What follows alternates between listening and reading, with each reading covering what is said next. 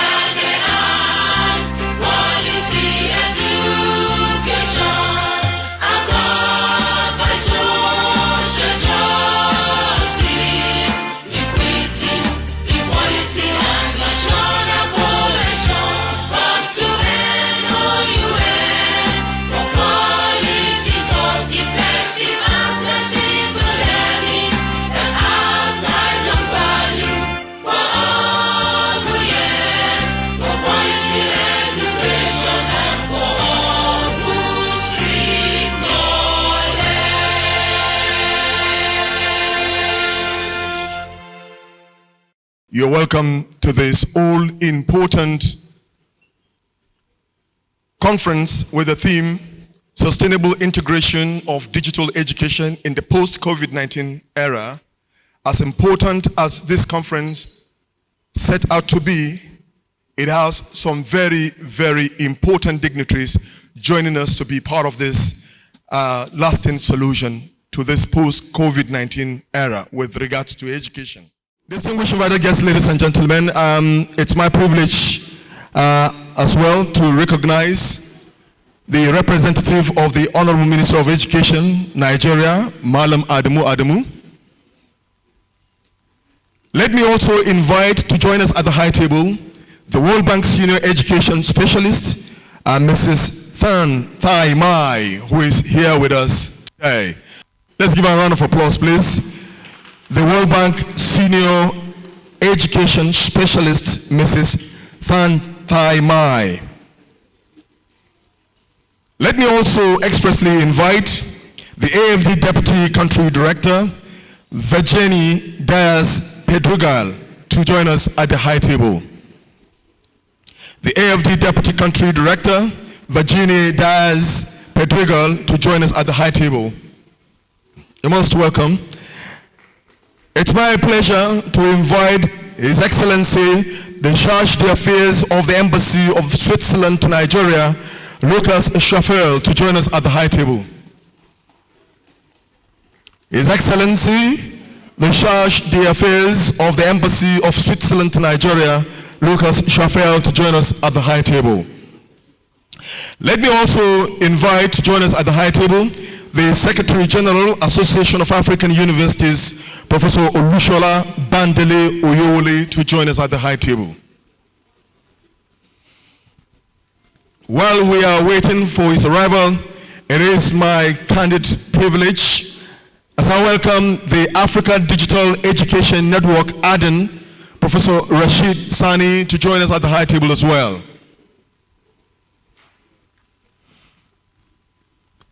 Let me invite the representative of the Director General, NIDA.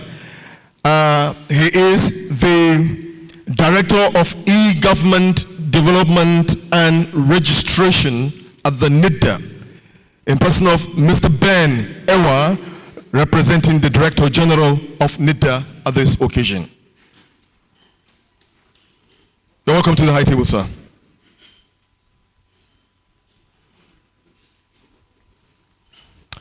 Let me also recognize and invite to the high table the Nigerian Communications Commission Executive Secretary, Professor Umar Garba Dambata, to also join us at the high table. Distinguished invited guests, it is my privilege to invite the Director of International Affairs, EPFL Switzerland, Dr. Olivier, to kindly join us at the high table, please.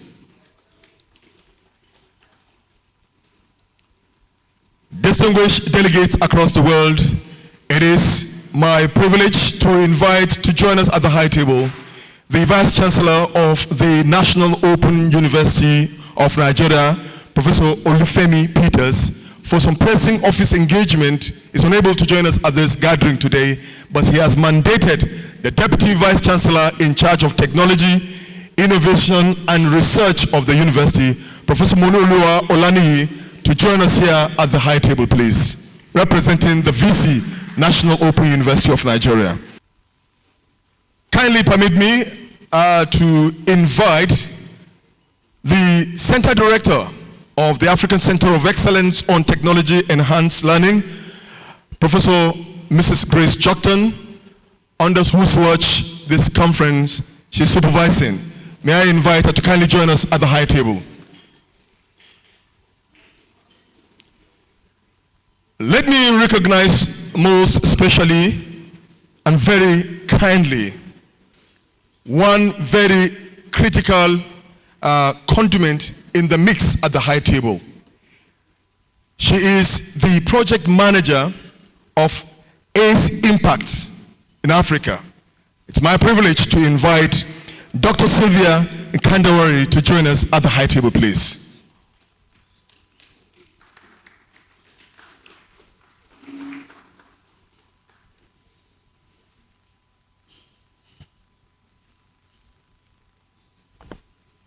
Let me also recognize the presence of all Nigeria's Vice Chancellors here present, Center Directors of the various participating A's here present, the Librarian of the National Open University of Nigeria, gentlemen of the press, and other important dignitaries here present.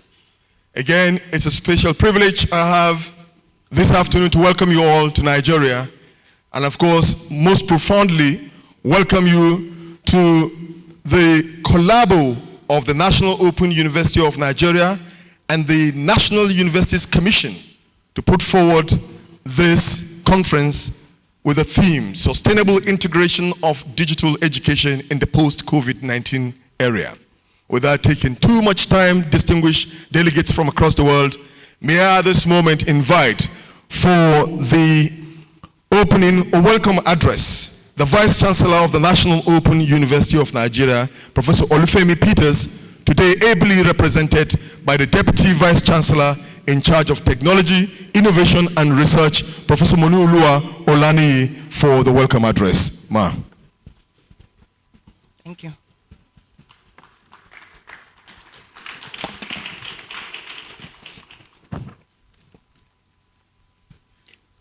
Honorable Minister of Commerce and Digital Economy, Professor Issa Ali Pantami, ably represented by the DG, NITDA, Dr. Inowa Kashifu Abdullahi, Honorable Minister of Education, Malam Adamu, ably represented by the National Universities Commission Executive Secretary, Professor Abubakar A. Rashid. The representative of the World Bank Senior Education Specialist, Ms. Chantai Mai. The AFD Deputy Country Director, Virgin Diaz Pedregal. The Charge d'Affaires of the Embassy of Switzerland of Nigeria, Lucas Schifferl. The Secretary General, Association of African Universities, Professor Olushola Bandele Oyewole. The NUC Executive Secretary, who also doubles as the representative of the Honorable Minister of Education, the Director, Center of Excellence in Africa, EPFL Switzerland, Dr. Jerome Chenal, Africa Digital Education Network, Professor Rashid Sani, Director General NITDA, who also doubles to represent the Honorable Minister of Commerce and Digital Economy, and his representative here present. Nigeria Communications Commission, Professor Umar Garba Dambata. Head of International Affairs, EPFL Switzerland, Dr. Olivia Kutel. And Director, Principal Officers of the National Open University of Nigeria, the Acting University Librarian, Dr. Ebele Opala, and all other principal officers here present, deans and directors of the National Open University of Nigeria, and the director, Estelle, Professor Grace Joktan, gentlemen of the press, ladies and gentlemen. Permit me to present the address of the Vice Chancellor of the National Open University of Nigeria, Professor Olufemi Peters, who is unavoidably absent, and sends apology to the honorable ministers and to this August meeting. On behalf of the Vice Chancellor, Professor Olufemi Peters, I welcome you to the ACE Impact Regional Conference on Digital Education, well witnesses to how the COVID-19 pandemic changed the narratives for education and pedagogy, and it is still changing the education landscape. Hence, the theme of this conference, Sustainable Integration of Digital Education in the Post-COVID-19 Era, could not be more apt.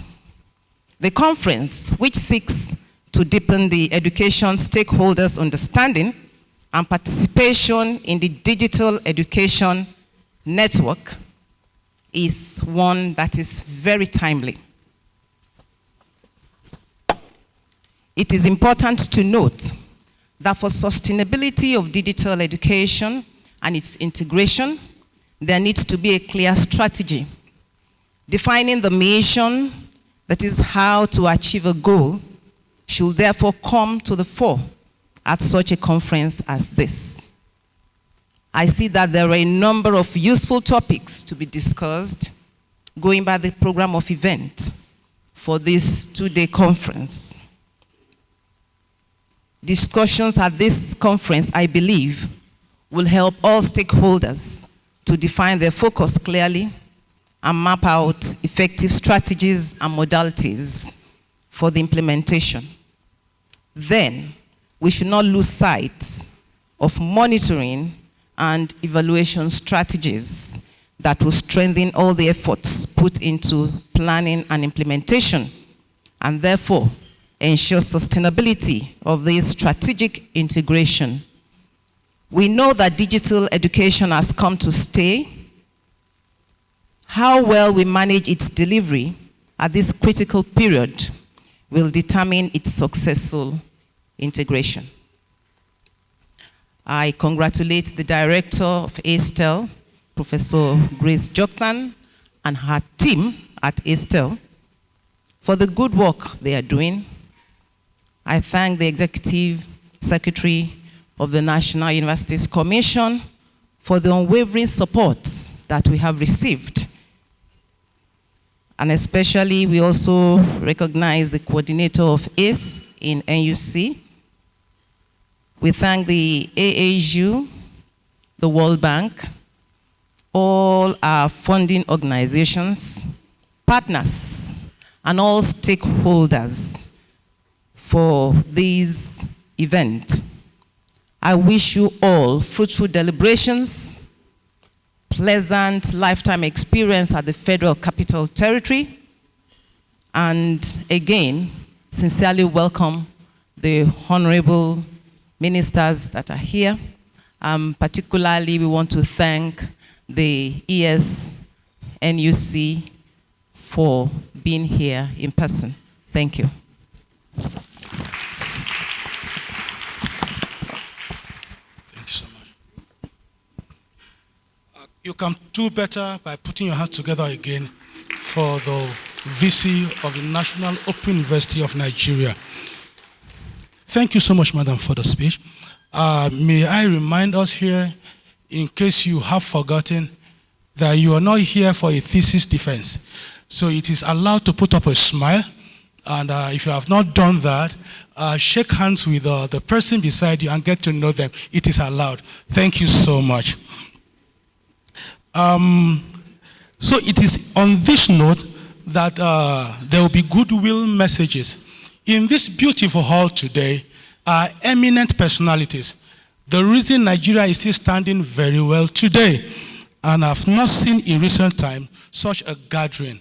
Now, when I look at the list of the guests and I saw the qualifications, I felt like adding doctor to my name.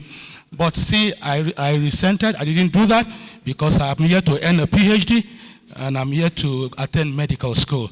Thank you so much. Next, to give us a goodwill message is the Minister of Communication and Digital Economy, Dr. Isa Ali Pantami. Ali Pantami was the Director General, National Information Technology Development Agency, NIDA, before his current appointment. He holds a PhD from the Robert Gordon University, Aberdeen, Scotland. But today, he is represented by Malam Kashifu Inua Abdullahi, the Director General, NITDA. Put your hands together for him as he comes to give us his goodwill message. Okay, thank you very much. The Executive Secretary, NUC, distinguished guests, may peace, mercy, and blessing be upon you all, and good afternoon. The Honorable Minister had a plan to be here with you this afternoon, but he has to travel outside Abuja. That's why he asked me to come and represent him and also to read his goodwill message. May peace, mercy, and blessing be upon you all. I'm delighted to participate in the opening ceremony of the Africa Center of Excellence Impact Regional Conference. The outbreak of the COVID-19 pandemic has been a monumental disaster globally. It has led to unprecedented disruption to all facets of our lives. It has led to massive loss of employment to the teeming youth and lockdown of schools and institutions of higher learning. However, it has also accelerated the digital transformation of different sectors, with the education sector a major beneficiary. Hence, the theme, sustainable integration of digital education in the post-COVID-19 era, is apt and timely. Even though the adoption of technology to enhance learning has been underway for the past several years, automation and collaboration technology exploded in the last 15 months in the higher education market due to COVID-19. The COVID-19 pandemic has accelerated the pace of this education transition and revealed some amazing new technology methods used to engage students remotely. According to the World Economic Forum, there was already high-level growth and adoption in the education technology, with global EdTech investment reaching 18.6 billion USD in 2019. And the overall market for online education is projected to reach 350 billion by 2025. Towards adopting digital technologies in our higher education, I want to commend the collaboration of Association of African Universities and École Polytechnique Fédérale de Lausanne, Switzerland, for the launch Center of Competency in Digital Education, which aims to promote the sustainable integration of digital tools and technologies in the teaching processes and strengthen the quality of teaching and competency of our graduates. Looking at the composition of the participants in this conference, I hope important issues such as proposing policies, encouraging exchange in good practices, in utilizing the C-CoDE and other silent matters that will promote the adoption of digital technologies in our institutions will be addressed. Furthermore, I want to acknowledge and commend the achievement of the Africa Center for Excellence project over the years in strengthening postgraduate training and applied research in existing fields and supporting new areas that are essential for Africa's economic growth. It is gladdening to see the project is making efforts and creating partnerships that will facilitate digital training and infrastructure at all levels. I would also want to congratulate the National Universities Commission, NUC, and its partners for convening this conference. I hope to receive input on ways the Federal Ministry of Communications and Digital Economy will further contribute to the development of our educational sector. I wish you all a fruitful deliberation. Thank you.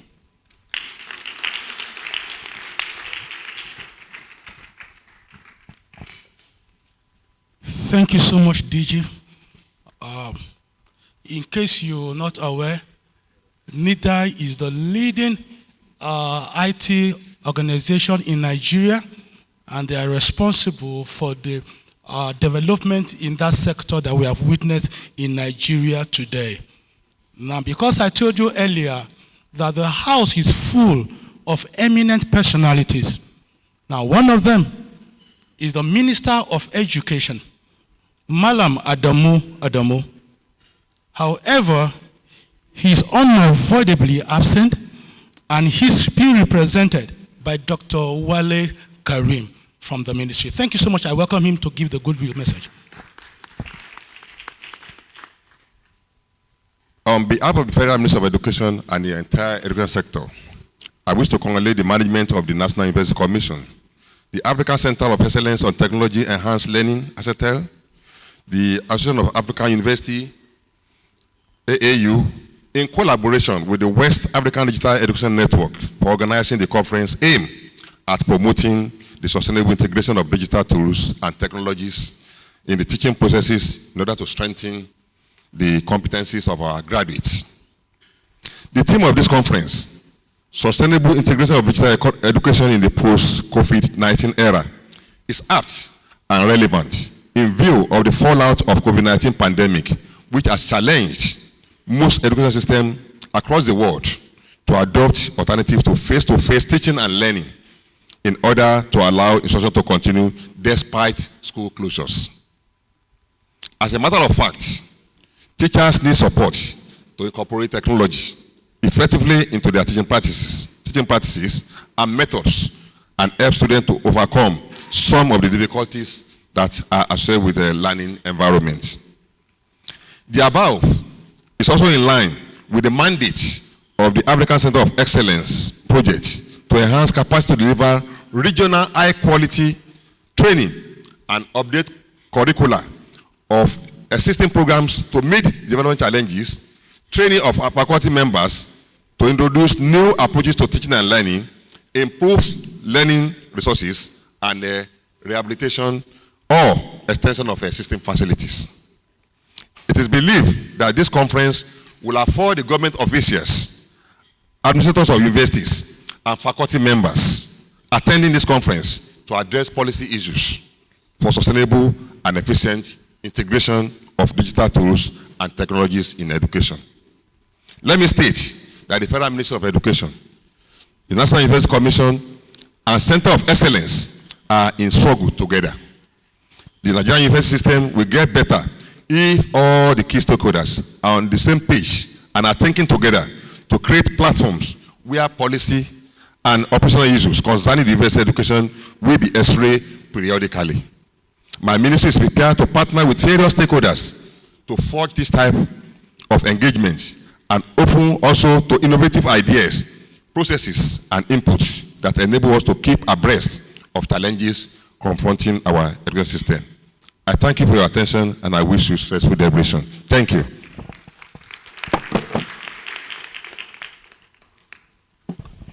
Thank you very much, Dr. Wale Karim, the representative of the Honorable Minister of Education, Federal Republic of Nigeria, Malam Adamu, for that keynote address.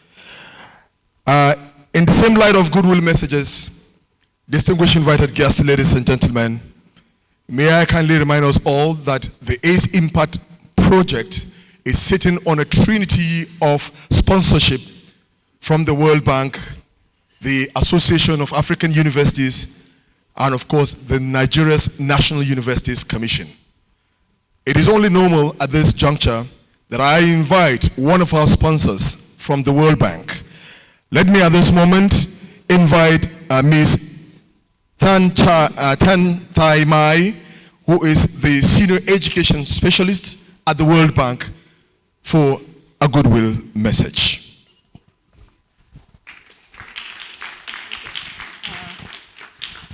Distinguished representatives from the Ministry of Education, from the Ministry of Communication and Digital Economy, Vice Chancellor of National Open University, the Executive Secretary of NUC, delegation from AFD, delegations from Switzerland Embassy, ACE Impact delegations within and outside Nigeria present here, all protocols duly observed. I'm bringing to you the greetings from the World Bank country management, from the Education Global Practice team, from the regional as well as the country team, ACE Impact team led by Dr. Philip Parajuli, who is unfortunately currently traveling outside Nigeria. First of all, we would like to congratulate NUC and centers in Nigeria for your efforts in the implementation of the ACE Impact program. Despite the disbursement restrictions and also the COVID-19 pandemic, both are beyond your control. Nigeria has disbursed 22% of the project funds, highest amongst the ACE Impact countries. Congratulations. And this is only from the World Bank funds, not inclusive yet of the AFD funds. Nigeria ACE Centers has also risen to the challenge of the COVID-19 pandemic, with 2 health centers, Center for Genomics of Infectious Disease and Centers for Reproductive Health Innovations, receiving, actually in collaborations with the University of Benin Teaching Hospital, had received a grant to validate the rapid diagnostic test, which is being used in Nigeria. Again, congratulations. And the COVID-19 pandemic shows us how vital digital communication is and how important that universities transform our training and research using digital technology. In this regards, the ACE Impacts project to support for strengthening the competencies in digital education is more than timely. So we really applaud this initiative to develop the centers with competencies in digital education, C-CoDE initiative with the support from EPFL in Switzerland, in 6 ACE centers, especially in the 3 centers in Nigeria, in Abuja, Enugu, and Kano. Today's event really signifies these very important initiatives and partnerships. Finally, we would like to confirm that the ACE Impact program is very, very important to the World Bank program in higher education. in the region, but also in the country, with Nigeria accounting more than half of the number of centers and more than half of the funding of the program. We are here to work with the centers, with NUC, with AFD, with partners such as EPFL, to continue to ensure that the centers will be of excellence in training and research, leveraging the best digital technology. Thank you very much.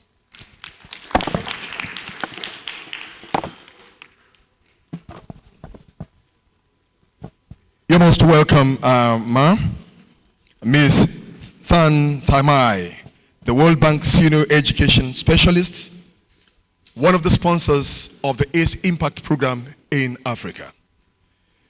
Before I invite for a goodwill message, the French Development Agency, may I at this moment pause to recognize one of our sponsors who in the course of the goodwill messages joined us at the high table.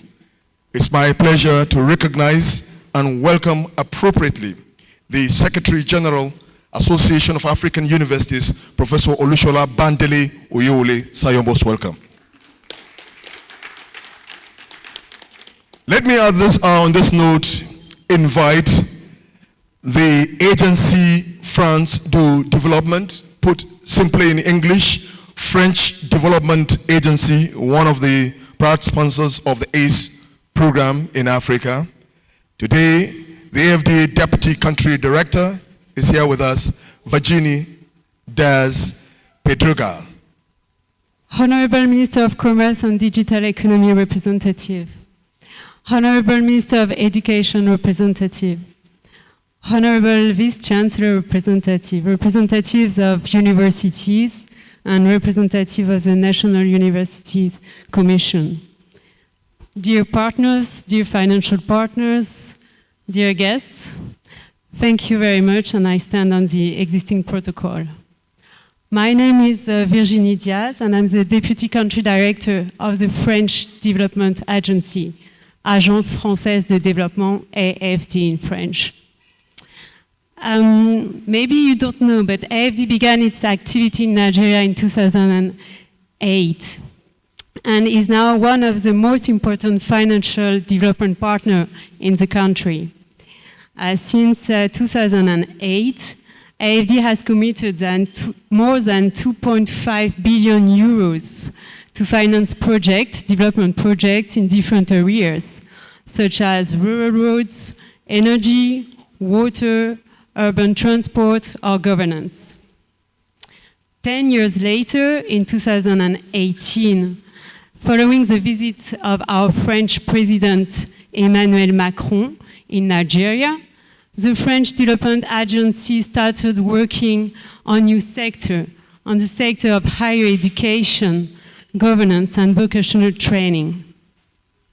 So on vocational training, the French Development Agency, AFD, is now supporting 3 projects.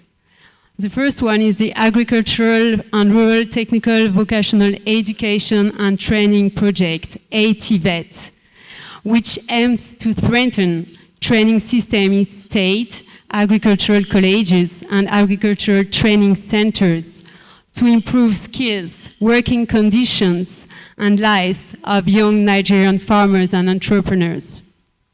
The second project is the NAPTIN project, which is focused on enhancing vocational training delivery in the power sector, in Nigeria, of course. And finally, we are also currently working on the IDICE project, led by the African Development Bank, on the employability of young Nigerians and to enhance the country entrepreneurship infrastructures. Now, on the higher education, we have just started supporting the Sustainable Student Housing Project with Family Home Funds, FHF. So AFD supports Family Home Funds to finance affordable student housings and to develop a normative policy on environmental guidelines as well as management guidelines for student hostels. Moreover, AFD has been working closely with the National Universities Commission on 2 other significant projects. The first one is the Blueprint project on the rapid revitalization of the university education in Nigeria. And the second one is the ACE Impact project, of course, which is the main topic of our conference today. So today we are very, very pleased to work with the World Bank on this great project that is ACE Impact project. We are currently supporting 14 centers of excellence in 12 different universities in Nigeria, including the ICT-driven Knowledge Park and ACETEL, which are at the center of the topic of digital education today. With the main challenges that are the post-COVID-19 world and the tremendous increase of young people in Nigeria in the coming years, it is essential to think about how we can adapt higher education to make it more accessible and more relevant to the greatest number of young Nigerians. I cannot wait to witness the results of the ACE Impact project. I am sure that this conference will be a milestone to reach the goals of this project and to make sure that the digital education in Nigeria will be sustainable, fair, and efficient for the new generations. Thank you for your attention. Honorable Minister of Education, Federal Republic of Nigeria, sir. Like you may be aware, the ACE Impact program is seated comfortably on the technical support of the Swiss Federal Institute of Technology Lausanne, abbreviated in Switzerland as EPFL. On that note, sir, may I kindly, at this forum, invite the Charge d'Affaires of the Embassy of Switzerland to Nigeria, His Excellency Lucas Schafferl, to deliver his goodwill message.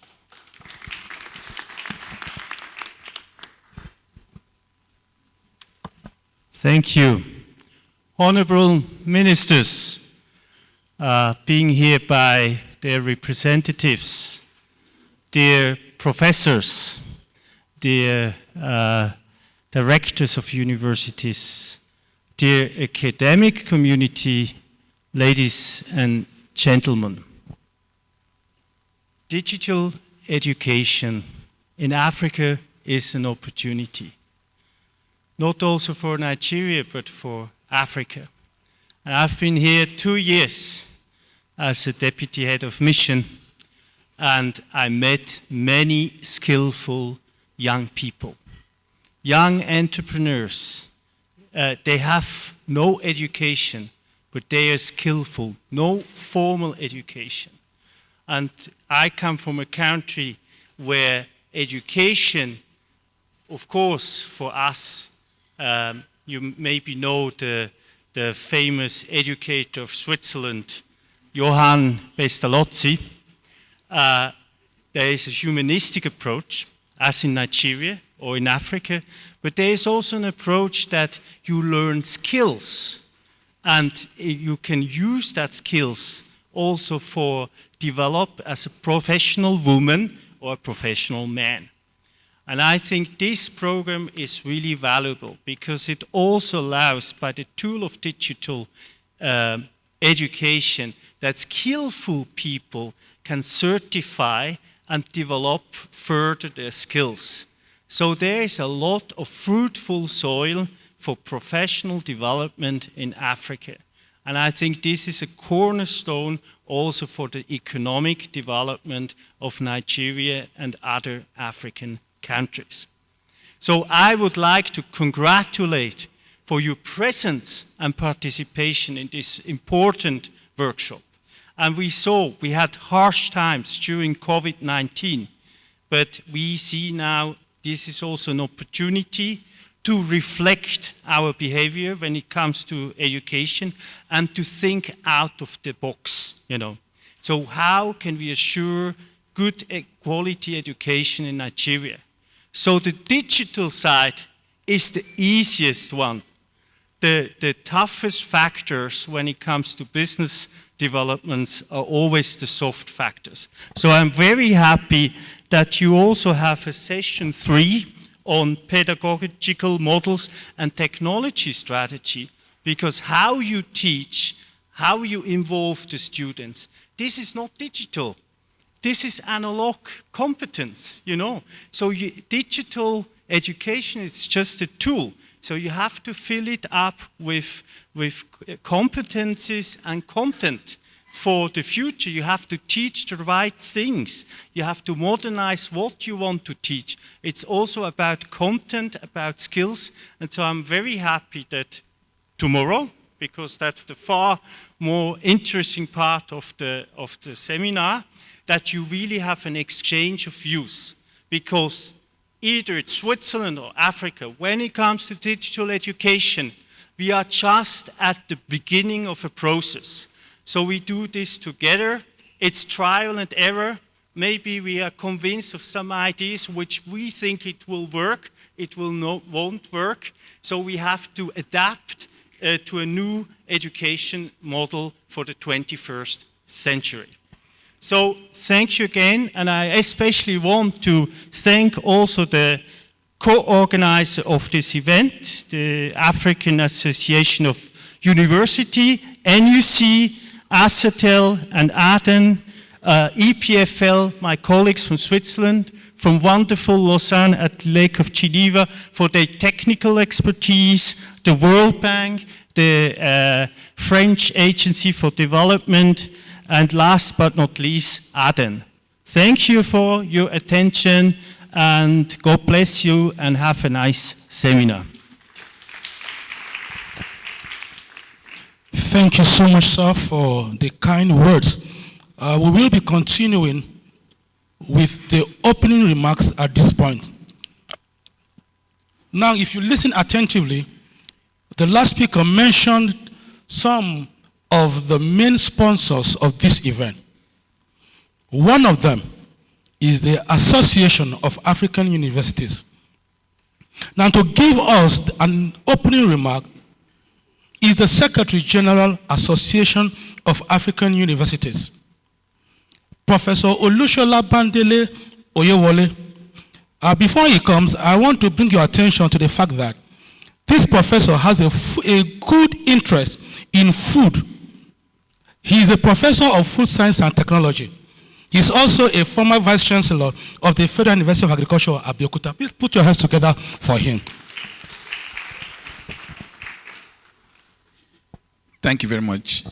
The Honorable Minister of Education of Nigeria, ably represented here today, the Executive Secretary of the National University Commission, the representative of the World Bank present here today, the head of mission, Embassy of Switzerland in Nigeria.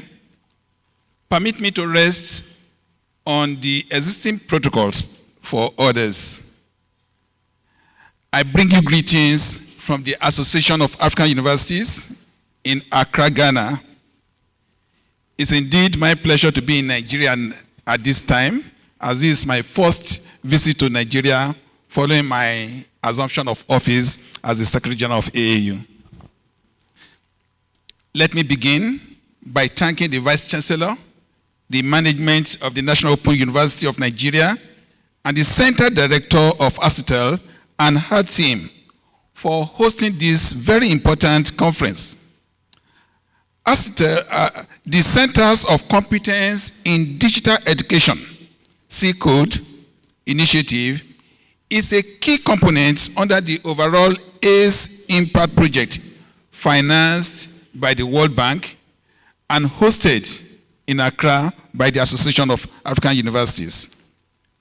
The Association of African Universities have been collaborating with the École Polytechnique Fédérale du Seine from Switzerland in the implementation of the C-CoDE initiative since September 2021.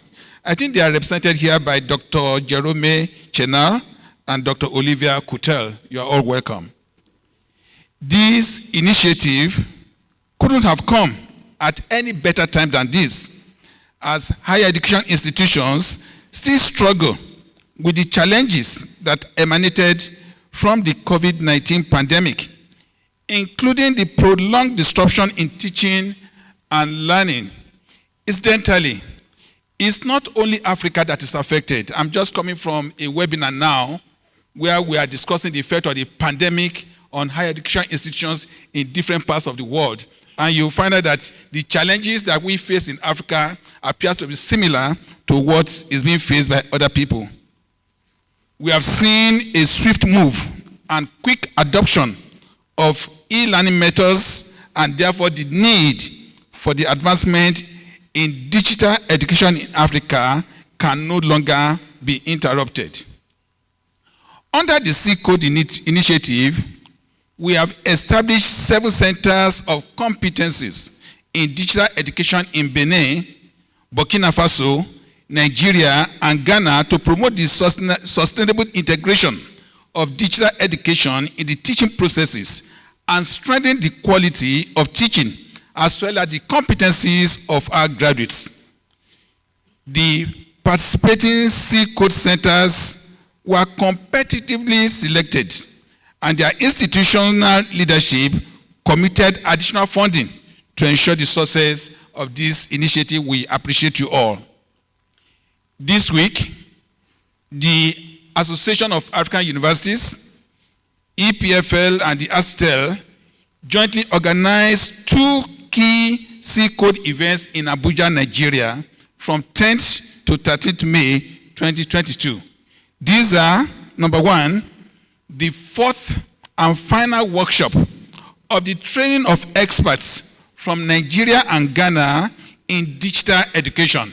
And we believe that those who have just been trained will be the one to initiate the training of others. The second one is the regional conference on the sustainable integration of digital education in the post-COVID-19, which is starting today and ends tomorrow, 13th of May, 2022. Distinguished participants, the proper implementation of digital education has become very fundamental to the delivery of education in Africa and indeed globally. We are hoping that through the C-CoDE initiative, we will achieve the following. Number 1, strengthen digital education in the participating universities and countries. Number 2, inspire other universities which are part of the ACE Impact project and those who are not to also adopt the C-CoDE lessons and methods to improve their digital education. Number 3, we hope that we'll be inspiring universities in Africa to allocate adequate budgets to develop the required infrastructure and services for the proper implementation of digital education. And finally, number 4, to strengthen the quality of teaching as well as the competencies of graduates in the participating universities. It is my hope that the training so far conducted is helping us to create a group of champions who will train other institutions to advance the digital transformation agenda in Africa. To the trainees who are present here today, we are counting on you to channel all the knowledge you have acquired into making an impact in the digital education space across the continent. Also, key to the success of initiatives such as the C-CoDE is full management support, institutional commitment, a favorable policy ecosystem, and coordinated investment. I believe that institutional heads who are present here will be committed to this. I'm therefore calling on governments, heads of higher education institutions, the private sector, and all stakeholders to synergistically work together in the digital transformation journey and to help scale up this laudable initiative. Permit me at this time to appreciate all the participants at today's conference, the facilitators of the just ended 4-day training of experts, all participating centers in the C-CoDE initiative, as well as those from the broader ACE Impact Network. I wish you a productive conference. We look forward to further fruitful deliberations beyond here.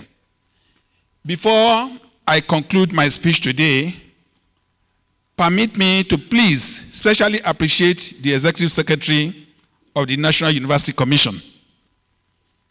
the Executive Secretary of the Committee of Vice Chancellors, JAMB, and the Vice Chancellor of the National Open University of Nigeria, who have been able to visit in the past few days. I want to appreciate you for welcoming me to your various offices. I want to assure you, and especially assure the National University Commission, of our commitment at the Association of African Universities to partner with you for the advancement of higher education in Nigeria. Thank you very much for listening. Professor of English Language, former Vice Chancellor of the Bayero University, Kano, and a two-time Executive Secretary of the National Universities Commission. Put your hands together as I welcome to this podium Professor Abubakar Adamu Rashid, MNI, MFL. Thank you so much. Thank you very much, Comrade. The Honorable Minister of Communications and Digital Economy, Professor Isa Ali Fantami, here represented by the Director General of NIDA, Mr. Inua Kashifu Abdullahi, other distinguished guests, ladies and gentlemen. I am delighted to be here today for the 8th Regional Conference on Sustainable Integration of Digital Education in the post-COVID-19 era. I commend the World Bank, the AFD, and the EPFL for their support and cooperation in repositioning university education in Nigeria. The World Bank, in the last 1 decade, has made it possible for Nigeria to reinvent its universities. We have been working very closely through the establishment of African Centers of Excellence. We have gone through the first phase of ACE. We are currently in the second phase, the ACE Impact. And we have also started the Centers for Procurement, Sustainable Procurement, SPECI. And even though these centers represents only flashes, some kind of stars in different spots, and they are not comprehensively address the challenges of the university system, but these are very important centers that help to remind our universities of the best way to re-engage themselves in research. And as a Vice Chancellor and a beneficiary of the first ACE Center, we learned a lot, not only from the research, improving research capability, but also through the processes, the accountability, the transparency carried out, that the entire university learns from the way the small center is governed. So we are really indeed very grateful to the World Bank and the AFD, and we look forward to more support from the World Bank and the AFD in implementing the blueprint, which was mentioned by the AFD representative here, we developed a blueprint for revitalizing university education in Nigeria with around 11 strategic goals. One of the goals is being addressed here, and that is the issue of deepening the ICT penetration in the way we do things. Now, we developed this blueprint, or we started developing the blueprint about 5 years ago. We got active support from the World Bank, including a very good criticism of the drafts. We also went through several revisions with the AFD.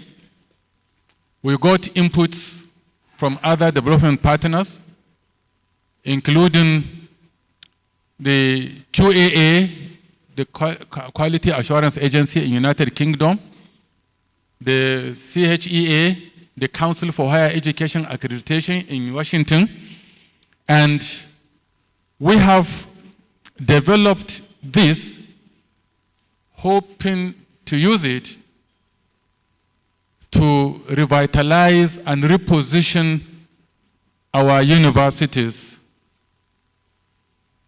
Now, this was before Corona. When COVID arrived, a new dimension came to the fore. We understood our poverty of ideas, our inability to continue effective delivery of lectures during the pandemic. There were few instances where lectures continued online, but essentially we were exposed. And we now realize that with Corona, we would have to rethink our entire approach to the delivery of our teaching or the curriculum in the post-Corona era. And that is through this theme, sustainable integration of digital education in the post-era. We need to, we have to, we have no choice than to revisit our relationship with digital education, with the technology, to get our academics and non-academics to receive relevant trainings in course delivery and so on. Now, I am happy to inform you that one of the goals of our blueprint was to carry out a comprehensive review of the curriculum of our university education. And I'm happy to say that we have just concluded after about 4 years and involving over 1,200 academics who worked through the Zoom platform largely, and then holding at least scores of face-to-face interactions. We have now succeeded in concluding the review or the re-engineering of our curriculum. We have done it in consultation with the industries in this country, then through the Nigerian Economic Summit Group. We got inputs from quite a number of interested persons because we realized that the curriculum is at the heart of education. What you teach is at the heart of education, the curriculum, and that we cannot leave that to academics alone. So the employers of labor, from the industries, from government, all responded, and we have just developed our memo, and we are sending the memo to the Federal Executive Council for approval of this revised curriculum, which includes unbundling many of the courses we have been running, but also completely introducing many other new courses. I must mention the support we received from the MacArthur Foundation through Bayero University, Kano, for unbundling the program in mass communication, which was being run as one degree program in Nigeria, but which today, through that support, we have succeeded in unbundling it to 8 different degree programs that will come on board. We have also unbundled agriculture, which used to just be a B.Ag in agriculture. Now it will be series of bachelor's degrees in different aspects of agriculture where a student can take from the beginning. We have also introduced or elevated computer science or computing, not just as a program, but as a discipline in the curriculum in Nigerian university system. And we are encouraging universities that can afford it to introduce faculties of computer science and information technology. Just yesterday, I had an interaction meeting with the president of the American University in Yola, Maggie, where we resolved to adopt their draft curriculum on data science and analytics, a bachelor's degree, which will now make it available to all universities that are interested. We have commissioned another committee to develop curriculum on artificial intelligence, AI, that will also be available to universities that have the resources and are interested in. And then, so I'm trying to say that all these changes and innovations going on in Nigerian university system is largely as a result of the interaction between the World Bank and the National Universities Commission. It is the World Bank that has provoked us to challenge us to look at our curriculum again, to look at issues of gender.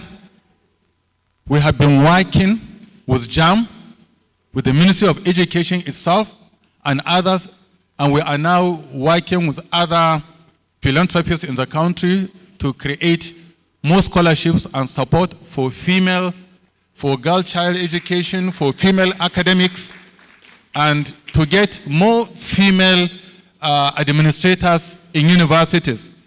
Actually, this afternoon, the Minister of Education was in my office, and we are discussing of a university that will soon require an acting vice chancellor, and his recommendation was that they should look at a good female academic to get that. So, and this again, to me, is part of the challenges we received.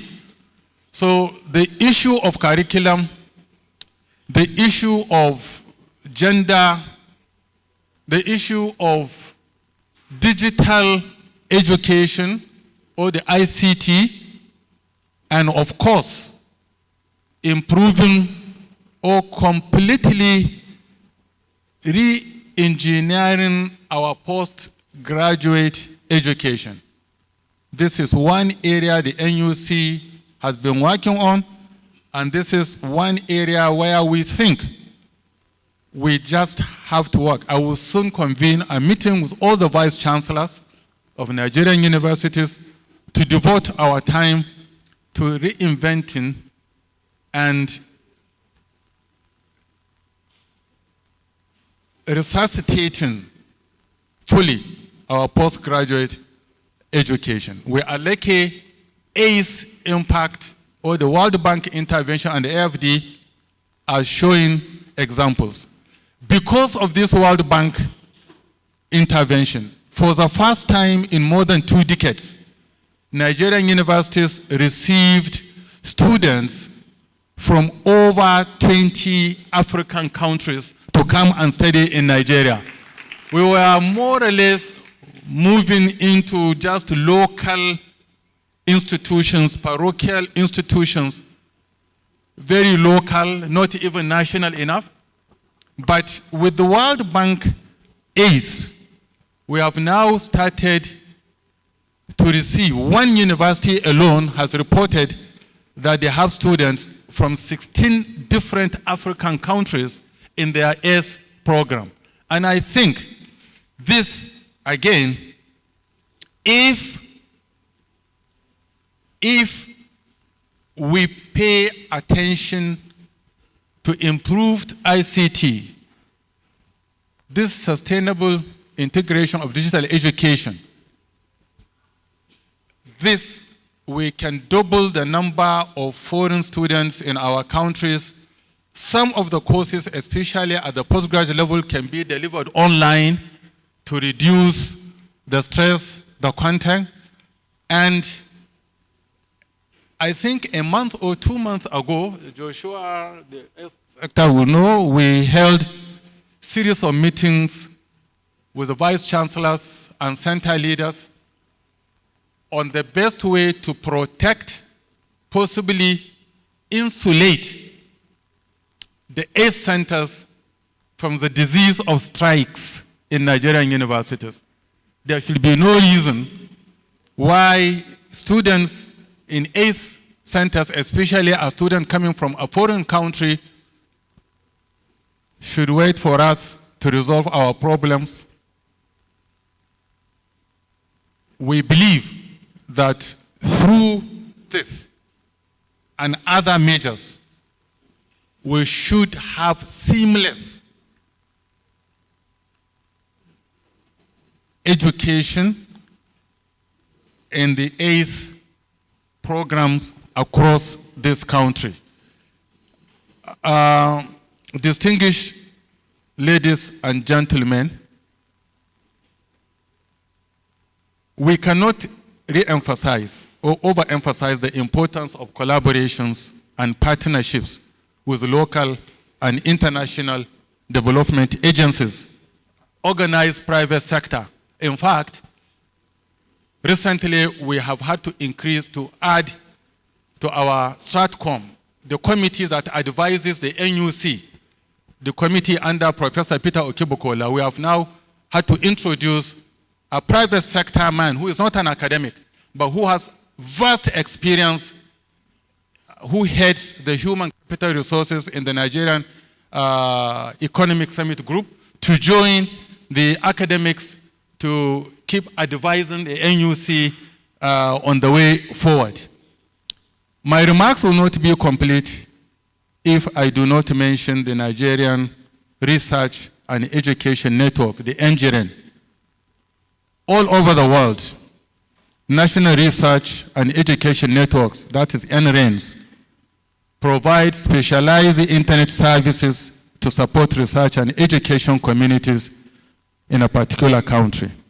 These networks are springing up and are connecting themselves at the national, regional, and global levels. The NGRN, domiciled at the National Universities Commission, is positioned to provide connectivity infrastructure for efficient service delivery to its members while affording them access to global resources. One of the key mandates of the network is to be an internet service provider to its members. It is therefore paying due attention to the supply of adequate and cheap bandwidth to member institutions. I would like to use this opportunity to to emphasize the importance of subscribing to the engineering services in order to reduce cost, encourage collaboration between member institutions, as well as benefit from the robust and efficient network services necessary for effective research and training. Finally,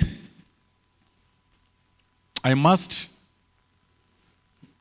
mention here or commend the Minister for for Communications and Digital Economy,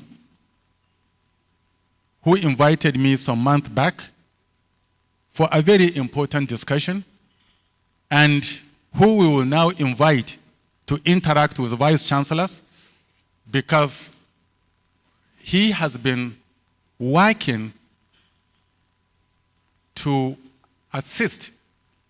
I don't want to preempt him, but universities will have adequate bandwidth through the intervention of the Minister of Communications and Digital Economy. The details are being worked out, but he has already told me, and we are going to discuss. And I think when such issues come, and in the nature of the NUC, we shall always invite not only the universities, but also invite our development partners, because universities are not local. Let me then thank again AAU, our own former Vice Chancellor, Professor Oyewole, who has taken over in Accra and who will now be one of our closest partners in running all these projects. I also thank the NIDA for moving to our universities, few universities, selecting universities, and putting some structures and infrastructure to support IT there. Many thanks to the local organizing committee, the Noun and the S Impact at NUC for your efforts at ensuring that this event holds successfully. My prayer is that the aim of the conference will be achieved, and we look forward to receiving the resolutions and the way forward and how the resolutions will impact on what we do. Well, thank you very much, and God bless. Thank you for your attention. Thank you very much. May I invite the Director of International Affairs, EPFL Switzerland, Dr. Olivier, to represent the Director, Center of Excellence in Africa, EPFL Switzerland. Thank you very much. Okay, so everybody should be awake. So, Your Excellencies, Honorable Ministers and Representatives, Vice Chancellors, Rectors, Professors, dear friends, ladies and gentlemen. It's a great pleasure to be here from EPFL in Switzerland. Best wishes from our President, who unfortunately couldn't make it. It's, I would say, an important day that for the first time since a long time, we can meet in person. We haven't seen that for months. So, if there was any lessons to be learned from the crisis we all went through, with no classes, physical meetings, we couldn't meet friends, we couldn't meet even the family. So, if there was one lesson to be drawn from what happened over the 2 last years, it's the importance of digitalization. And we probably all agree on that. Now, let me just tell you a little story. In Switzerland, the lockdown was decided by the Swiss government on the 13th of March, 2020. So at EPFL, we have more than 11,000 students. So on Friday, the government decided we lock down the country. On Monday, all our courses for 11,000 students were online. And actually, this was just possible. First of all, we had a fantastic team working over the weekend to bring all the courses there were like 400 courses, to have them online. But there was another element to it. And element is important. So EPFL is in the business of what is called MOOCs, or digital education, back since 2012. So since 10 years, EPFL is working using MOOCs in education. And there was a program, MOOCs for Africa, which started back in 2014. And actually now we are back and happy to work with you on what can be done. Now, COVID forced us to go online. It forced us to meet friends, everybody actually online. So what COVID did, and I mentioned at the beginning, it accelerated the transition to a digital society. So today we are used to online meeting tools. There's nothing strange to it. And actually, I would say if this crisis served for one purpose, it's actually to overcome the mental barrier, the barriers we all had using online tools. Now, last week, I had an interesting discussion with a professor at EPFL. So actually, he's the vice president for education. And so actually himself, he is a scientist in digital education. So he is one of the mastermind behind EPFL's transition to actually digital education. So what he did, he interviewed students at EPFL. Now, after 2 years of online teaching, so he interviewed the students, so how was it, being just online at home? No possibilities to meet your fellow students. And actually, as you can imagine, the answer was, it was terrible. We are all happy to be back on campus. Well, that's what you would expect. However, there was another finding. And this other finding, it's quite interesting. So a lot of professors at EPFL now complain they have less students in class. I mean, physically in class, attending the class. Why that? Well, more and more students are discovering the freedom, the easiness of taking a course, even in the pyjama, and getting up just 5 minutes before the course starts. So actually, what we have at EPFL, all our courses are now kind of a hybrid model. So they are given in classes, but at the same time, you can actually follow them online.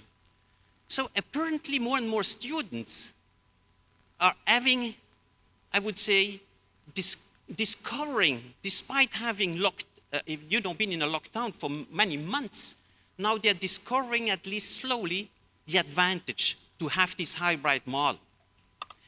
And that's probably my main message today. So COVID changed the way we are using online tools. And actually, I would say there is a whole world to be discovered when it comes to online education, on how to do it, how to design it, how to have this blend of on-site teaching and online teaching. So this conference comes at the right moment. Let's think together about how can we actually sustainably integrate the digital education for the future of our kids and children. It will come at a cost. And we have to bear this in mind. It's not for free. There is a cost to it. But believe me, a growing share, especially here on that continent, of African students will certainly take advantage. Now, EPFL is proud to contribute to that development. And actually, this conference today is a sign that working together, we probably can shape a better future for our next generation, which will be probably partly online. Thanks a lot.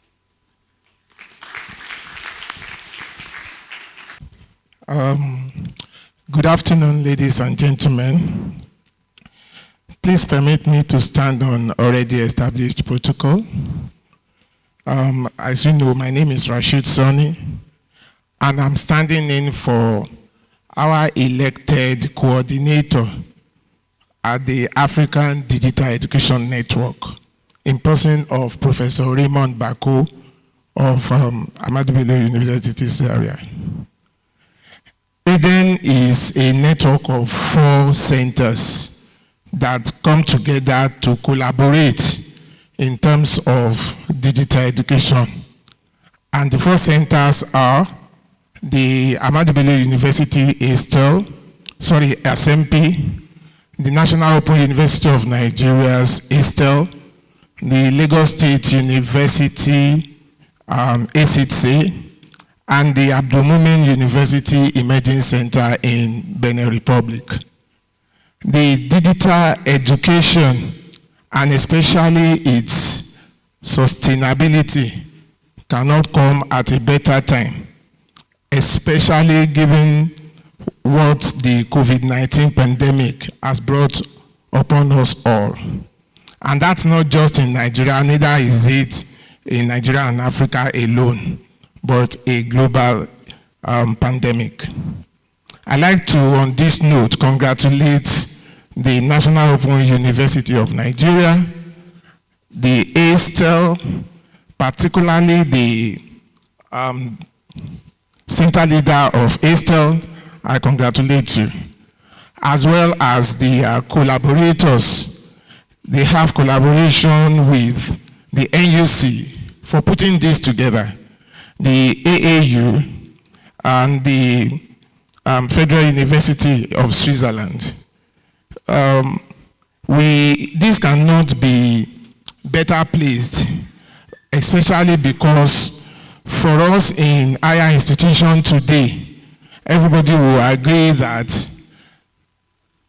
digital education, online teaching is the way to go. We at EDEN, we want to wish you all the best. We want to wish you fruitful deliberation and successful workshop.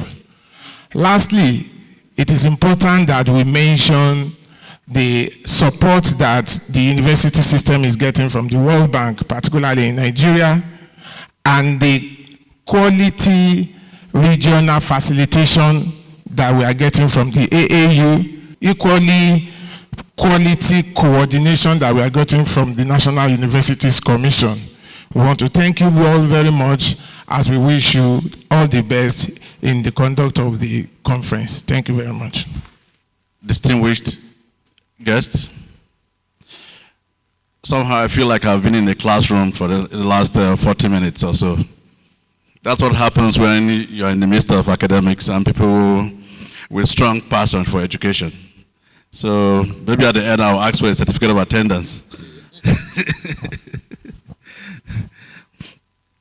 I've listened carefully to all the very wonderful remarks, and I'm particularly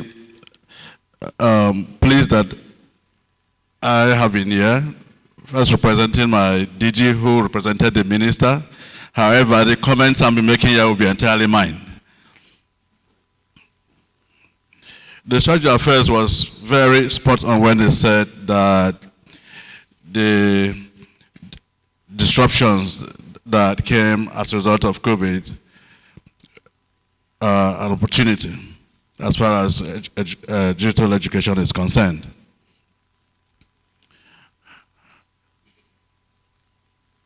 Throughout the history of mankind, education, particularly modern day education, has been a leveler, closing gaps between different groups in the societies, but also giving more opportunities for people to grow economically and socially. And I think that is why this gathering, the initiatives that we've been talking about here, are of so much significance. For us in Africa, we view technology, from many dimensions. But more importantly is the fact that it is helping us to leapfrog and close gaps in areas and speed that are unimaginable. And I think that is why digital education is great for us, but we must continue to take steps to ensure that we realize its full potentials. In terms of sustainability, the point of enhancing a viable ecosystem is important. And that is where, one of the areas where I feel that the opportunities are. That while we are struggling economically, while we are using digital technologies or digital education to enhance learning, it's also an opportunity for us to strengthen the digital economy. Pulling most of the people who are displaced as a result of the disruption, but redirecting their skills in directions that not only supports initiatives like this by developing appropriate digital content, but also helps to put food on the table and enable more people in society or provide ladders of opportunity for them to climb out of poverty. In NIDA, we work a lot around creating regulations that support initiatives like this.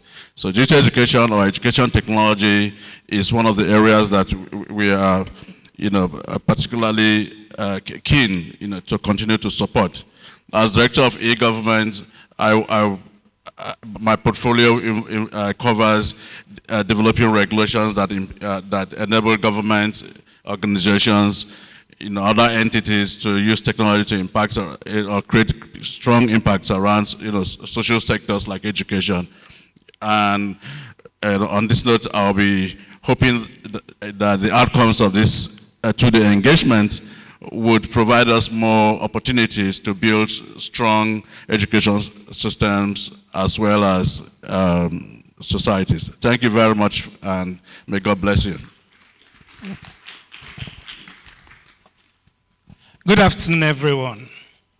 I'd like to present the goodwill message by Professor Umar Garba Dambata, the Executive Vice Chairman and Chief Executive of Nigerian Communications Commission. Regrettable he couldn't be here today because he's at other engagements and had requested that I present his speech. The General Secretary, AAU, Professor Yewole, the representative of the DG NIDA, the National Open University of Nigeria, the partners on this occasion, distinguished participants. This is Professor Dambata speaking now.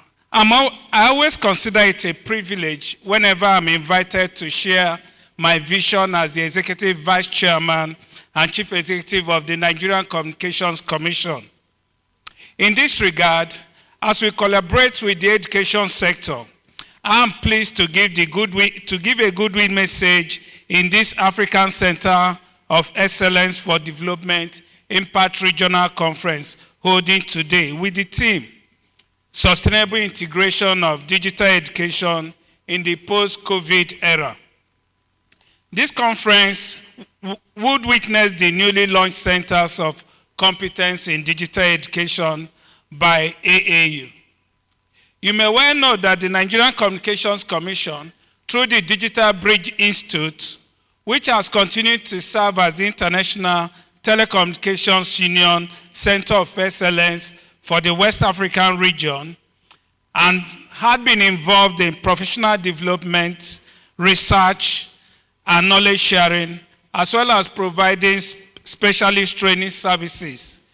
We therefore understand the importance of Center of Excellence, which the Center of Competence in Digital Education is one of them, and would therefore support the ease facilitation of new ways of teaching and learning in a sustainable manner.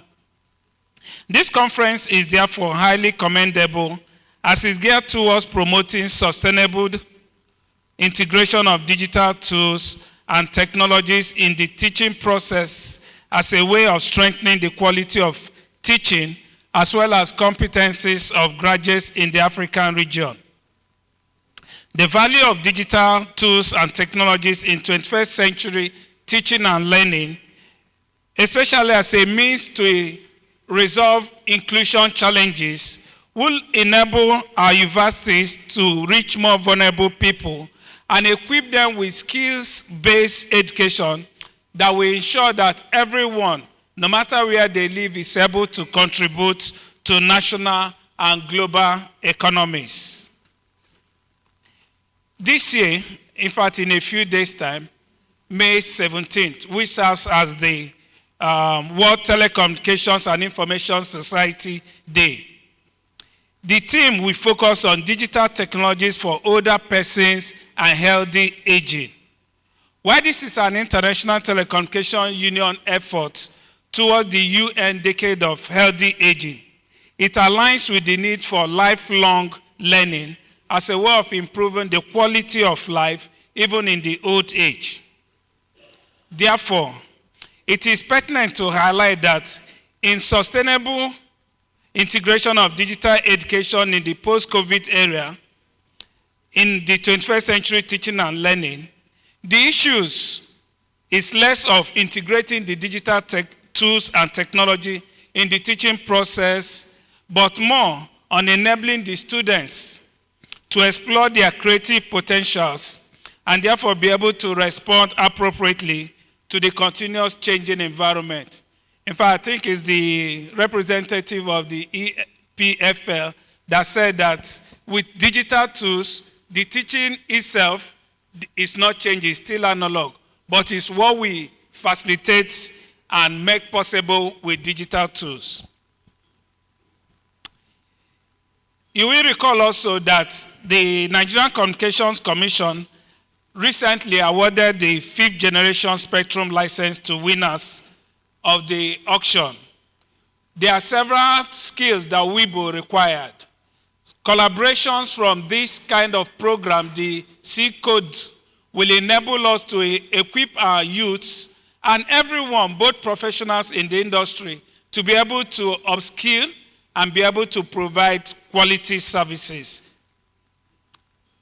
The point is that our minds are very creative, and therefore 21st century teaching and learning will know creativity and curiosity in order to maximize potentials.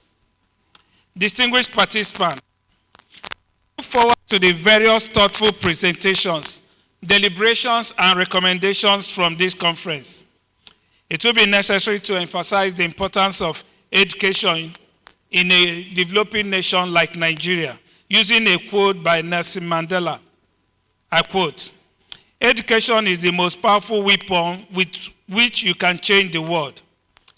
The program C-CoDE is therefore an opportunity for us to change our nation.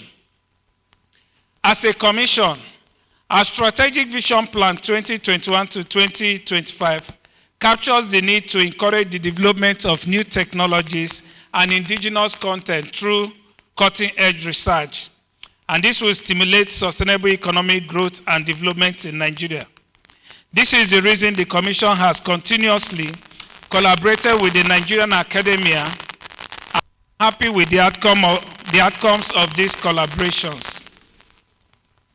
On a final note, I would like to appreciate the National Universities Commission, the African Center of Excellence on Technology-Enhanced Learning, the Association of African Universities, in collaborations with their partners, including the West African Digital Education Network, on the objectives of this regional conference, and wish everyone a fruitful deliberation. Thank you very much. Hi again, everybody. So let me present you a little bit. I have, let's say, 4 pieces to my presentation. And actually, I'm trying to give you first a little glimpse on what EPFL is. This will be very short.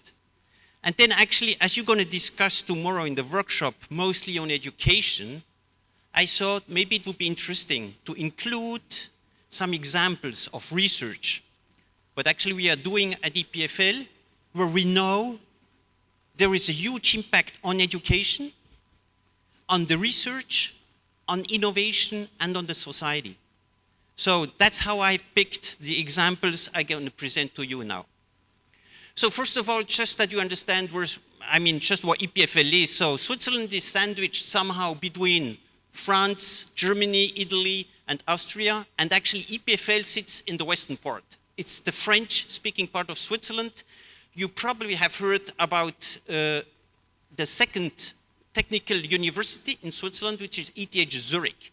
So basically we belong both to the same board. So these are the two technical universities in Switzerland. So EPFL is a young university. We were founded 53 years ago. We're doing pretty well when it comes to the rankings. And you see this iconic building, which actually you have here on this picture, is actually what you call the Rolex Learning Center. That's the student housing. And behind there, you see the lake. So we are just, located on the Lake of Geneva.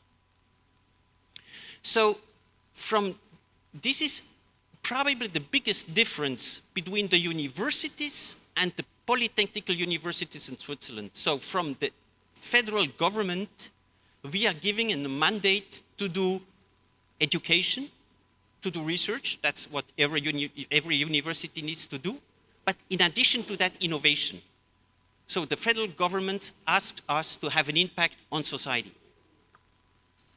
So here, just in a nutshell that you see, so we are roughly 12,000 students. Among the 12,000 students, there are 2,500 PhDs. So we have a lot of PhDs when it comes to the number of students. Professors, 350. Then we have employees. Something which EPFL is quite proud. We are very international. To give you a figure on the level of bachelor and master, more than 50% of our students are foreigners, so not from Switzerland. And actually, the tuition fee is the same for everybody. It's $1,000 a year, so it's quite cheap to study at EPFL. When it comes to PhDs, it's even 80%. So 80% of our PhDs are coming from a foreign country. We are proud of this because we see that is actually what brings science forward. You need to collaborate with the brightest mind you can find. So when it comes to research priority, you see them here. So it's the usual suspects like climate change, the imaging, intelligent system, health science, but something which is inherent and which is quite topical to what we are discussing today, it's the digital. So the digital goes horizontal to all those topics. So for us, the big change on how actually not only we teach, we do research, we share results with others, and the impact on society comes through the digital. So this is a glimpse from actually a drone, actually a picture from EPFL. Something which maybe you should note on the right side, I cannot highlight it, but you see this green arrows, white arrows on interaction proximity. So on that right side, that's the innovation campus on our campus of EPFL. So we have the big companies there. We have more than 120 startups. So they're all there sitting actually to be close to the university, to the students, to the PhDs. Because the big companies today, they know innovation comes from the young talent.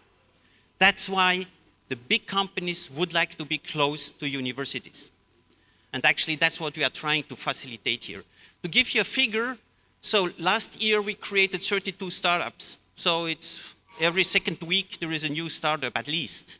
And you see the figures. So they raised 700 plus millions US dollars or Swiss francs. It's more or less the same. So we have a quite active startup scene on the campus. Where are they coming from? These are students. And again, that's what I'm trying to explain here. So the innovation, the cutting through innovation comes from the young generation. So I have picked, I guess, 3 examples where actually the education, the research, and the impact on society when it comes to the digital is important. As you know, you're not probably surprised, the first example is COVID. And I mentioned it earlier on. So what happened? So you know this was on the 30th December of 2019. This is Dr. Liang Wenliang from Wuhan Hospital in China. Actually, he was the first to report that apparently something strange, as a virus, similar to what they already knew, on attacking the respiratory system, and he reported it to Dr. Fellows. Then actually, what happened, he was actually, from the authorities, he was put in jail. And then he died on the 7th of February, 2020. And the guy was right. So it's something about open science here. So he shared his finding, and, it has some implication actually on his life. Then, as I said, on the 16th of March, 2020, we had an empty campus. All the students had to stay at home. This was really strange. Actually, on the campus, we had to go online. And I mentioned this already before. So the online teaching was key to continue on Monday, 3 days later, to have all the students, equipping them with, laptops and so on, educate the teachers on how to do it. Now, we had an experience, and I'm showing this because actually we have this program, MOOCs for Africa, which actually we launched back in 2014. So you see, EPFL, we provide a lot of MOOCs, massive online courses. Actually, they're all for free. So, everyone can take the courses. So we have more than 100 courses, 9 or 15 or 13 in preparation.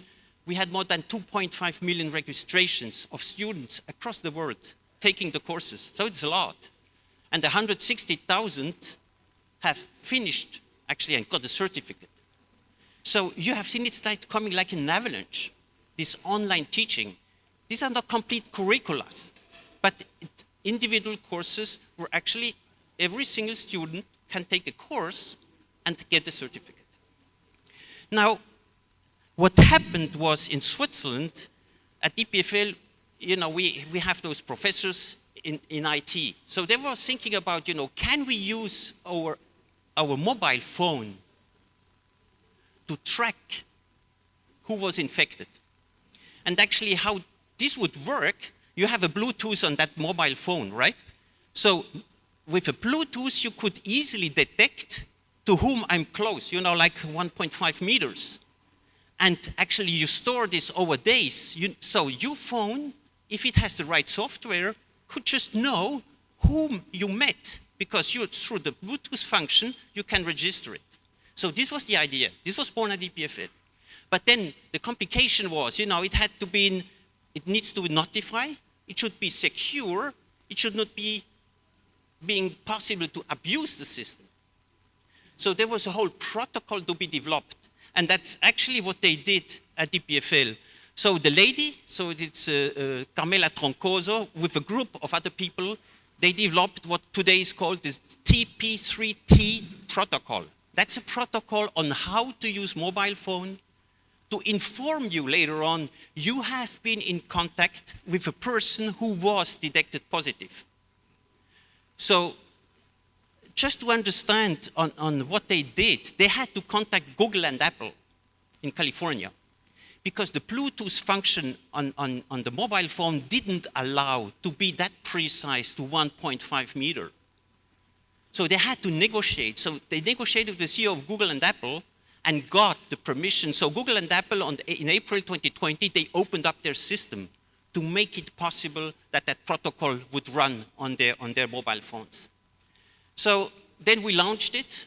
It was quite a success, but there was another lessons we learned. So if you speak to people in Switzerland, they would say, this wasn't a success.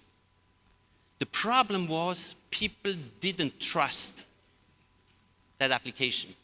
They felt, the government will track us. So a lot of people were not using it. So the message here is what we had to learn back home.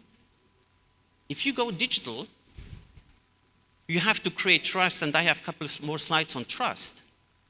But you have to take into consideration the society. Because if the society is not accepting the technology you are providing, it won't work. And the digital is highly effective in solving many questions, but you have to be careful to take the society with you. So this protocol then was used. There's a long list of countries. They have adopted that protocol, to do exactly what was developed at EPFL. So this was a questionnaire that was put out after the COVID crisis to many people. So the question was, who leads the digital transformation in your company? So there was a CEO, the CTO, COVID-19, and your IT department, and you can imagine what was the answer which actually made it in the first place. It was COVID. And actually, probably you have experienced it here, we have it experienced back home. So the biggest impact on the digital transformation was COVID. And just as an anecdote, what you see here, it's an envelope, A4, which was used at EPFL for the internal mail. So you put down, to whom you sent something, you put it in the envelope. There was a postman taking your envelope in your office, bringing it to the other office. So this we dropped. So, after COVID, said, oh, there's no way. Now we probably should do this as well digital. So today, actually, everything is digital. And Switzerland was doing pretty bad looking back on how they handled the COVID situation, especially on the digitalization. Can you imagine hospitals transferred the data on how many infected people they have by fax? So there was no database, nothing. So actually we had to learn really the lessons, on COVID. Now let me switch and have another example. The example is, and I mentioned to you, we have a lot of startups. So there are two startups here. It's called SenseFly and Pix4D. These are two different startups. They made it 2012. These were PhDs, so they did study at EPFL, then they did a PhD, and then actually they created the company out of actually what they were working on. So SenseFly, they're developing drones, one like you see, with cameras. And Pix4D is a software company because if you have a drone taking pictures and flying around, you get millions of pictures. And somehow you have to make sense out of the pictures. So that's what Pix4D does. So basically what you do, you fly around, you take a lot of pictures, you put it together, and actually here this is an example of the Matterhorn. It's one of our famous mountains back in Switzerland. So this is a 3D model.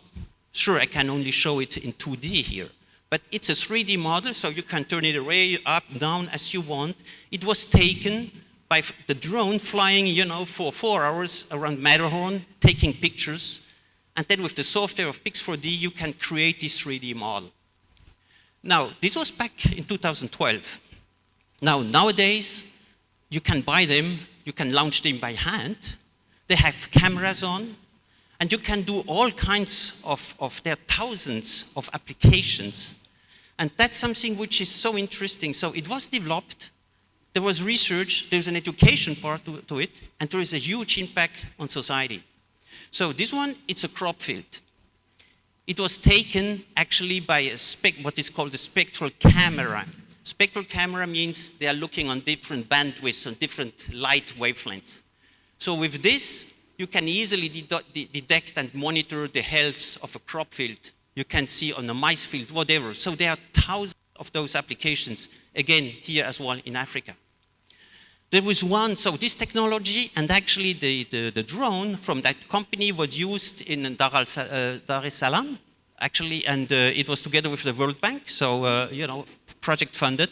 It was about controlling of the flood in a city, in urban space. And this was, as I said, in Dar es Salaam. So they took the drone and flew over the city because on Google Map, it looks like this. So if you want to do management of what is the risk to be flooded by water, it doesn't help. You can go to OpenStreetMap. It looks like this. It's a bit better. But if you really do want to do something, then you have to go and fly and get that picture. And this one, again, is a 3D model. So they were flying around taking thousands of pictures, putting it together, developing a 3D model, where then you can decide what happens if the rivers, has a lot of water. Nowadays, there's even something new to it. You can take those pictures from the drones and apply machine learning and artificial intelligence. So this is work which was done in another lab. It's Professor Davis Tuya at EPFL. So actually, what they do, again, they fly with the drones, and then, they can identify what's on the picture. So I have another example here. So these are birds, migrating birds. So taking pictures so you can count how many birds are around, because the software is so clever that it can detect what is a bird and what is whatever else. And the same here. There is an example with zebras. So they can, and that's an amazing thing. So zebras have this, this structure, this on their body. So you can even identify the individual zebras. You can follow where they are because there's a unique pattern they have on their skin. So this opens up a complete new field, a huge impact for Africa, a huge impact for students to learn how to use that technology, and a huge impact on society. Maybe let's show you that, because that might be interesting for you. So this is, since 4 or 5 years at EPFL, we are organizing what is called the Applied Machine Learning Days. The link, you find it appliedmldays.org. So we organized, so this brings together the most knowledgeable people on that planet on machine learning and artificial intelligence. Actually, last year, together with, EPFL, together with somebody else, we organized the first Applied Machine Learning Days for Africa. It was online. And we will have the second edition this year in September. We are still looking for the place where it's going to be held. It will be online as well. So here, during that machine learning days, we will report how can machine learning be used for many applications in the African context. So, and this is one of my last examples, and I spoke about the trust in a digital world. This is probably one of the biggest problems we have nowadays. So when you go in the digital space, you need to trust.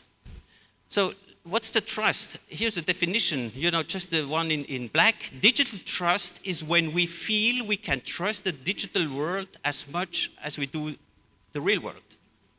So when you go online and you buy stuff, so do you trust from the person you buy?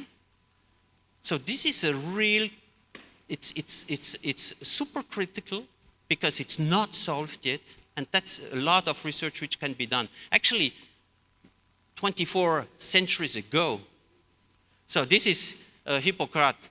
He already reflected, and he said, all that may come to my knowledge in an exercise of my profession or in a daily commerce with men, which ought not to be spread abroad, I will keep secret and will never reveal. So this question, what do you reveal?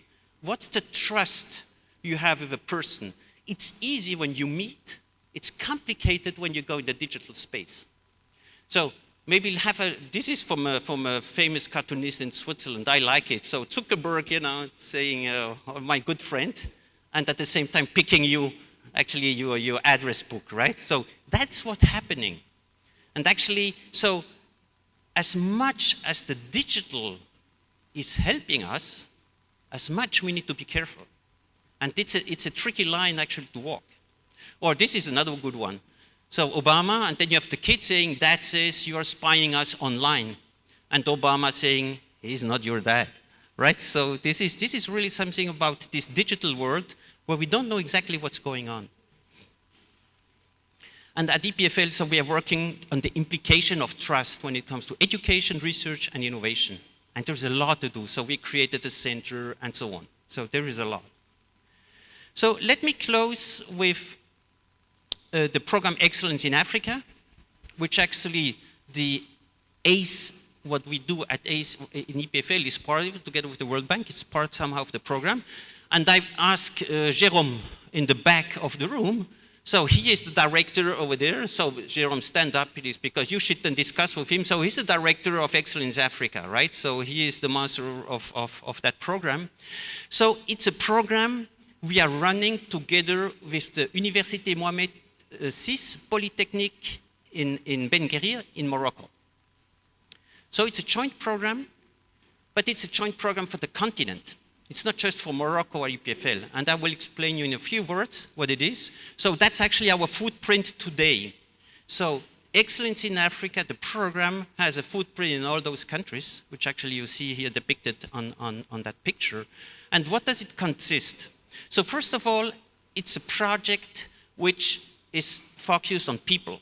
So we are not signing contracts with institutions, it's just with people. We are looking for the best. Then it's building on the strengths of EPFL, but as well from the African partner. And it's about scientific excellence. That's actually what we do at EPFL. So we really want to work together with African partners on scientific excellence. There's 3 axes. So the first one, what we call the junior faculty development. These are research projects for 5 years. It pays quite, $500,000 for having a professor from EPFL and the junior faculty in Africa working together on a subject what they choose. So it's not us giving so they can, it's a call, they can submit.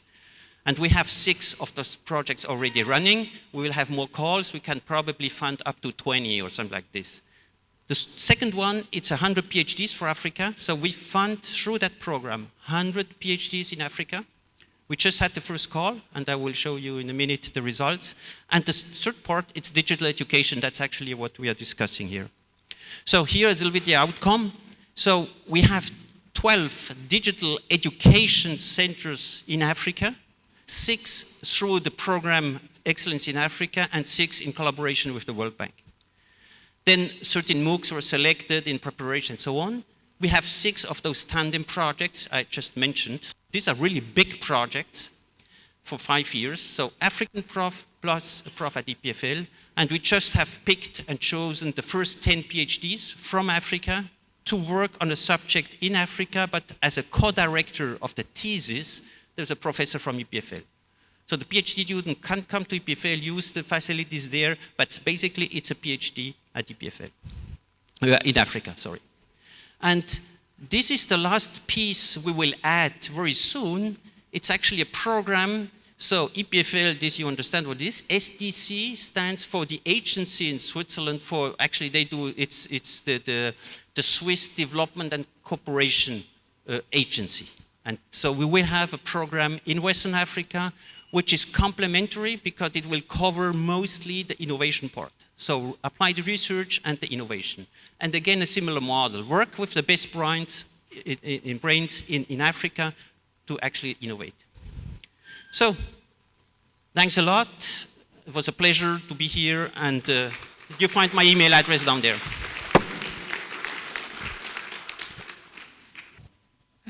Please permit me to stand on the existing protocol.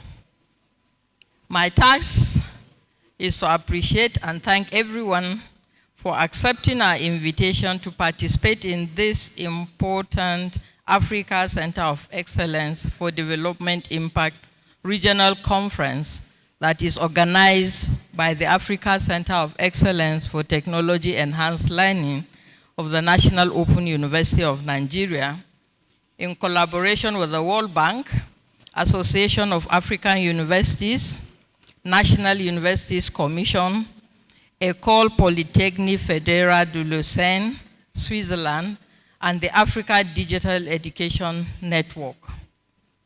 In this regard, I wish to thank the Honorable Ministers of Communication and Digital Economy and Minister of Education, ably represented by Dr. Inu Okachifo and Dr. Wale Karim, for making time out of their busy schedule to be here and provide inspiring words of encouragement to the regional stakeholders in the education sector.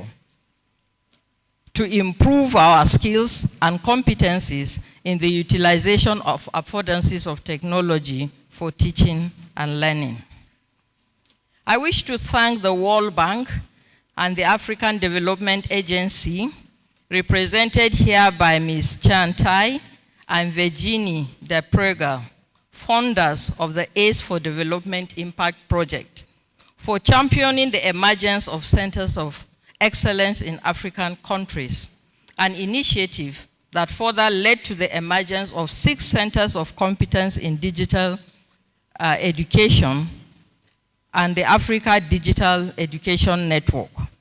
This is to deepen and strengthen our understanding on how to use ICT for education, thereby increasing access to quality education for all in the African continent.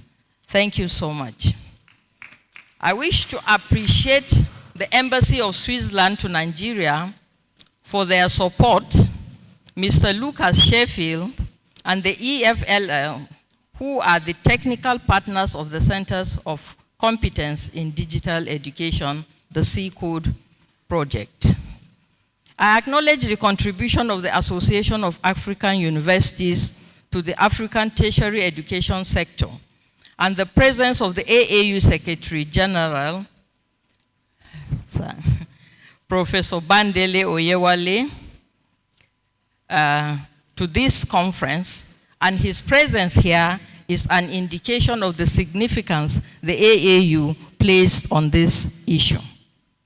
The National Open University of Nigeria appreciates the visits of the AAU team to the university on Thursday, 10th May, despite your tight schedule and your participation in the university's management meeting. Thank you, sir. Thank you, Dr. Sylvia Kandawire, Project Manager, Africa Higher Education Centers of Excellence for Development Impact, and her team from the ACE Impact Project, Association of African University. We appreciate the support and guidance for this conference. The extensive publicity and current media coverage is outstanding. This is an opportunity for us to also acknowledge ACE Impact continued support to the centers towards the achievement of the disbursement link indicators and implementation of the ACE project.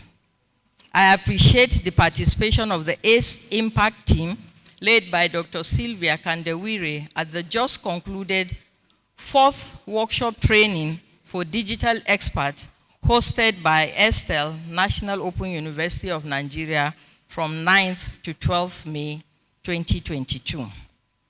The Executive Secretary, National Universities Commission, Professor Abubakar Abdul Rashid, thank you for your tremendous support.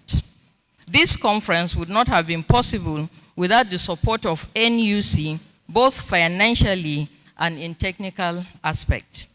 In this regard, I wish to specifically acknowledge the support of Dr. Joshua Atta, the Nigerian ACE Impact Coordinator, Mr. Peter Tobrise, Simi Zhang, and Onyinye Akabwa for unfailing support during the preparation of this conference. The Director, Center of Excellence in Africa, EPFL, Switzerland, Dr. Dimitris Nukakis, who is joining us virtually, thank you for all suggestions and guidance in the preparation of this conference and the overall support towards the Centers of Competence in Digital Education. Mr. Jerome Chinel, thank you for creating the time to be here. Lisa Meyers and Virginie Torren, thank you for your untiring effort in the last 4 days. The Africa Digital Education Network, represented here by Professor Rashid Sani, thank you for partnering with us to host this important conference. The Director General, National Information and Communication Technology Development, NIDA, Dr. Inua Kashifo, the NCC here represented by Mr. Kelechi Nwanko, our partners in Estel.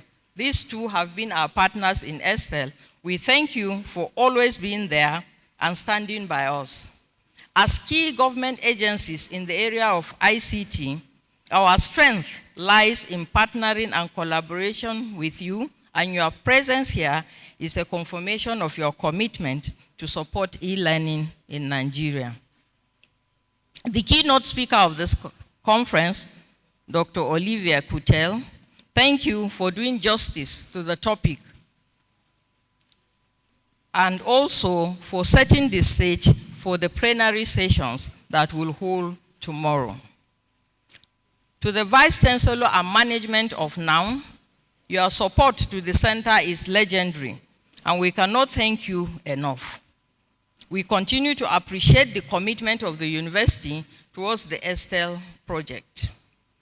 To the deans and directors of NOUN, who have supported us in various ways to ensure the success of this conference and for participating at this opening ceremony, we appreciate you. To the Estel team, thank you for the team spirit and untiring support and response to demands for this and other activities of this project. Resource persons for the plenary session tomorrow and chairs of sessions, we appreciate your acceptance to chair and present in the various areas of interest that will create awareness, deepen our understanding, and strengthen our resolve to adapt and adopt best practices in technology-enabled learning for greater access to education and the development of the African continent. Vice Chancellors, ACE and Spaces Center leaders, and teams from various African countries, we appreciate your commitment to be here and are glad for the interactive and networking opportunities your presence at this conference will provide. Thank you for being here. Other participants, this conference would not have been possible without your presence. Thank you for honoring our invitation. I look forward to seeing you at the cocktail that is scheduled for 5:30 today at the first floor of this hall for robust interaction across centers and participants. Thank you, and God bless.